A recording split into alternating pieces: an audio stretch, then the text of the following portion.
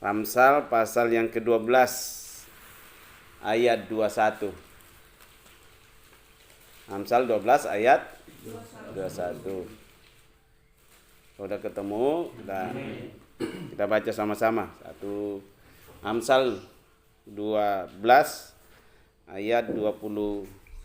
12 ayat 21. 1, 2, 3. Orang benar tidak akan ditimpa oleh bencana apapun, tetapi orang fasik akan senantiasa celaka. Oke, ini sangat jelas ya. Orang benar tidak akan ditimpa oleh bencana apapun, tetapi orang fasik akan senantiasa celaka. Ya, ada bedanya ya antara orang benar dengan orang fasik. Ya, kembali saya tegaskan lagi. Benar menurut ukurannya firman Tuhan, bukan menurut ukuran manusia atau ukuran saya atau ukuran diri sendiri, tapi benar menurut ukuran firman Tuhan, ya, bukan manusia. Nah, jadi ada orang benar dan ada orang fasik. Ya, masing-masing ada upahnya kan? Upahnya di situ. Orang benar upahnya apa? Tidak akan ditimpa oleh bencana apapun. Nah, kalau ini kita pegang, ya, firman Tuhan itu tidak pernah salah ya. Saya katakan firman Tuhan itu tidak pernah salah. Apa yang Tuhan firmankan itu pasti akan terjadi. Ketika kita hidup benar menurut firman Tuhan, janji firman Tuhan adalah bencana tidak akan menimpa kamu. Bencana apapun tidak akan menimpa kamu kecuali seizin Tuhan. Ya, tentu kalau seizin Tuhan ada pembelajaran yang Tuhan sedang ajarkan di sana. Tapi kita akan memahami kenapa kita mengalami seperti itu. Oh, pasti ada izin Tuhan sehingga kita tidak akan menyalahkan Tuhan. Nah, kemudian orang fasik akan senantiasa celaka. Fasik itu artinya apa? Tahu kebenaran tapi tidak melakukan. Kita sudah tahu itu salah tapi kita masih jalan di situ. Itu orang fasik. Ya, tahu kebenaran tapi tidak melakukan kebenaran itu orang fasik. Hati-hati. Ya, jadi jangan kita lihat orang fasik itu ada di mana. Banyak orang fasik ada di dalam gereja. Banyak orang fasik adalah orang Kristen yang sudah tahu kebenaran tapi tidak melakukan. Itulah orang fasik. Ya, hati-hati. Jadi orang fasik akan senantiasa celaka. Artinya tidak akan pernah mengalami namanya hal-hal yang baik. Mungkin dia bekerja tapi hanya bekerja untuk makan. Dia berusaha tapi usahanya tidak pernah berhasil. Ya. Dikatakan senantiasa. Kata senantiasa itu artinya apa? Sering, senantiasa, setiap saat mengalami celaka. Celaka itu bisa berbicara kerugian juga, ketidakberhasilan, ya, kegagalan. Ya, itu sudah dua. Jelas firman Tuhan katakan, kamu mau jadi orang benar atau mau jadi orang fasik? Ya. Apa? Orang apa? Orang benar. Ya, buktikan itu. Kalau kamu buktikan kamu jadi orang benar, perlindungan Tuhan akan beserta dengan kamu. Yang saya katakan kemarin, kalau Kristus ada di dalam dirimu, apa kemarin tuh? Kamu bisa berkata tidak pada hal-hal yang tidak baik, yang tidak sesuai dengan firman Tuhan. Nah, jadi orang benar itu standarnya adalah firman Tuhan. Banyak orang merasa benar tapi benar menurut pikirannya. Ya, menurut dirinya sendiri itu benar, tapi ketika kembali kepada firman Tuhan itu tidak benar. Ya. Jadi standar kita untuk menyatakan itu benar atau tidak benar kembali kepada firman Tuhan. Makanya bacalah itu firman Tuhan supaya saudara dan saya tahu tentang kebenaran. Tuh. Ya. Baca firman Tuhan. Makanya banyak yang kita tidak tahu yang berjalan dengan kebenarannya sendiri karena tidak ada firman di dalam hatinya. Ya. Orang yang ada firman di dalam hatinya pasti tidak akan berjalan dengan kebenarannya sendiri, dengan pikirannya sendiri. Tapi selalu akan kembali, apakah ini sesuai dengan firman Tuhan? Kalau saya mengambil keputusan ini, apakah sesuai dengan firman Tuhan? Kalau saya lakukan ini, apakah sesuai dengan firman Tuhan? Ya kembali semua. Ya.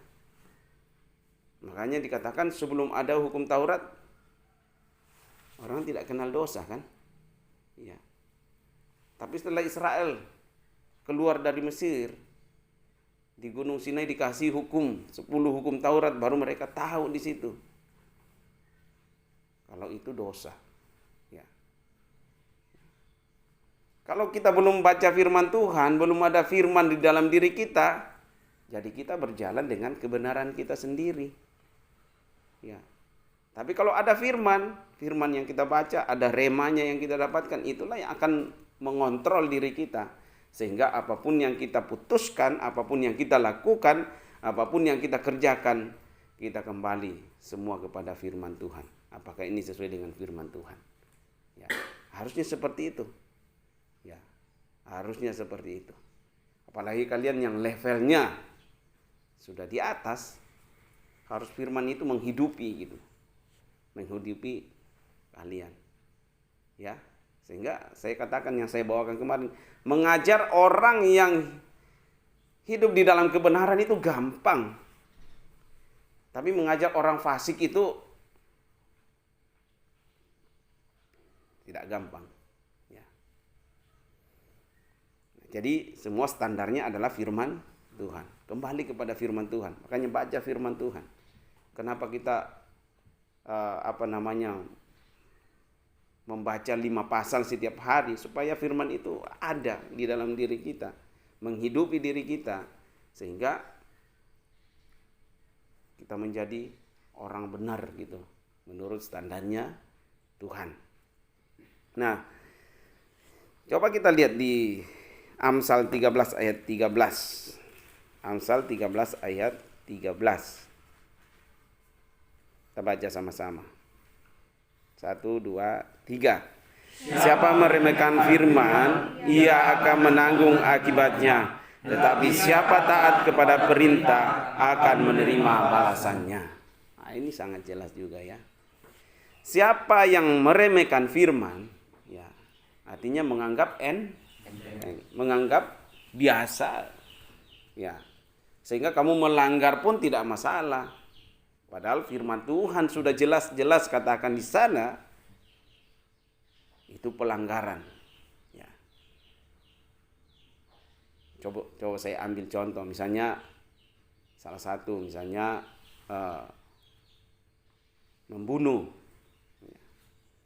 Firman Tuhan katakan situ membunuh tidak hanya ketika kita membunuh orang secara fisik, tapi membunuh karakter orang itu ya itulah membunuh juga gitu kan. Ya. Atau yang lain, ketika kamu dikatakan berzina, bukan hanya ketika kamu sudah melakukan, tapi ketika kamu menonton film porno, ya, menonton gambar-gambar porno, menonton yang berbau-bau seksual itu di handphone misalnya. Nah, itu sudah ukuran firman Tuhan, kamu udah berzina di dalam hatimu. Ya. Jadi standarnya kan, standar firman Tuhan. Tapi standar manusia, nanti kamu udah melakukan baru itu dosa. Saya kan baru lihat, tapi kamu sudah menginginkan dalam hatimu. Nah, itu sudah dosa. Kamu udah berzina di dalam hatimu. Nah, itu.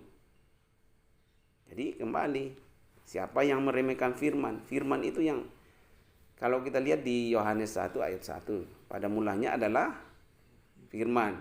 Firman itu bersama-sama dengan Allah, dan firman itu adalah Allah. Ya. Firman itu siapa? Allah. Ya. Kalau kita meremehkan firman Tuhan, berarti kita sedang meremehkan Tuhan. Ya. Kadang firman itu jelas-jelas berbicara kepada kita, tapi kita menganggap biasa, menganggap sepele. Artinya kita sedang meremehkan Tuhan. Ya. Dan jelas di situ, siapa yang meremehkan firman, ia akan menanggung akibatnya. Ada akibatnya. Akibatnya seperti apa? Ya, bisa celaka, ketidakberuntungan, bahkan kematian kekal. Ya, kematian kekal. Nanti ketika kita sampai di pengadilan nanti semua diadili dan kita di perkataan apa? Nyala kamu, hai sekalian kamu pembuat kejahatan. Aku tidak mengenal kamu. Itu yang sangat menyedihkan gitu. Tapi kalau kamu melakukan menghormati firman, melakukan apa yang diperintahkan Tuhan, suatu saat nanti, hai anakku yang baik, engkau telah melakukan apa yang aku perintahkan, engkau melakukan semua apa yang aturan-aturan yang ku kehendaki, engkau telah menghargai firman itu, masuklah dalam perjamuan bersama aku. Kita rindu kata-kata itu yang kita dengar nanti gitu. Bukan enyahlah kamu, hai sekalian kamu pembuat kejahatan. Jadi siapa meremehkan firman, ia akan menanggung akibatnya. Contoh sederhana, masalah bohong misalnya. Kamu udah baca berapa pasal? Enggak baca, dibilang 5 pasal. Sebenarnya kamu enggak takut Tuhan. Kamu lebih takut kepada manusia daripada takut akan Tuhan. Kamu lebih takut kepada manusia yang kelihatan daripada kepada manusia di hati. Itu contoh-contoh sederhana. Kalau kita memang nggak baca, lebih baik kita ngomong, saya belum baca. Ya. Kalau kita baca 1 pasal, 2 pasal, ya ngomong aja seperti itu, apa adanya gitu. Buat apa kita bohong kan? Kamu bisa berhasil membohongi manusia, ya. Tapi Tuhan bisa dibohongi nggak? Nah, itu contoh sederhana. Kita sedang meremehkan firman, jangan kamu bersaksi dusta. Ya, jadi akan ada akibatnya semua. Ya, itu yang harus kita pikirkan. Akan ada akibatnya. Tetapi siapa yang taat kepada perintah? Nah ini, taat kepada perintah siapa? Perintah Tuhan. Akan menerima balasannya. Akan ada balasannya. Ya. Akan ada balasannya. Jadi pada pagi hari ini ada 2 pesan yang kita ini.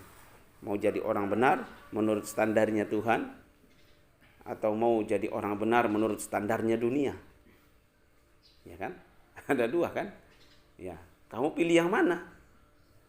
Mau hidup standarnya Tuhan atau mau hidup standarnya manusia? Kalau standarnya manusia, ya kamu berjalan dengan pikiranmu sendiri, dengan ukuranmu sendiri. Tapi kalau kita berjalan hidup dengan standarnya Tuhan, berarti Alkitab menjadi standarnya Tuhan. Firman Tuhan akan menjadi standarnya Tuhan. Dan semua akan ada balasannya. Kamu hidup dengan standarnya Tuhan, akan ada akibatnya. Kamu hidup dengan standarnya manusia, akan ada akibatnya. Pilihan ada pada kita. Pilihan ada pada saudara dan saya. Saya mau hidup dengan standarnya Tuhan atau saya mau hidup dengan standarnya manusia. Ya, renungkan saja, ya. Dan semua akan ada upahnya, karena upahnya. Ya.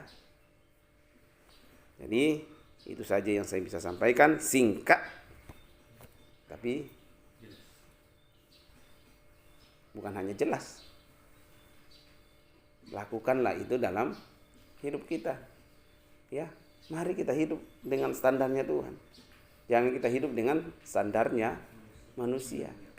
Akhirnya kita berjalan dengan kemauan pikiran kita sendiri tanpa kita menyertakan Tuhan di sana. Ya, pasti akan kita ketemu namanya Gatot. Gatot itu apa? Gagal total. Ya. Oke. Saya kira cukup. Biarlah kita terus berjalan dengan standarnya Tuhan. Baca firman Tuhan tiap hari, karena itu yang akan membuat kita mengerti rambu-rambunya Tuhan. Apa yang Tuhan mau. Ya, bukan kita membaca karena aturan, tapi karena saya mau hidup dengan standarnya Tuhan. Terima kasih, Tuhan memberkati kita semua.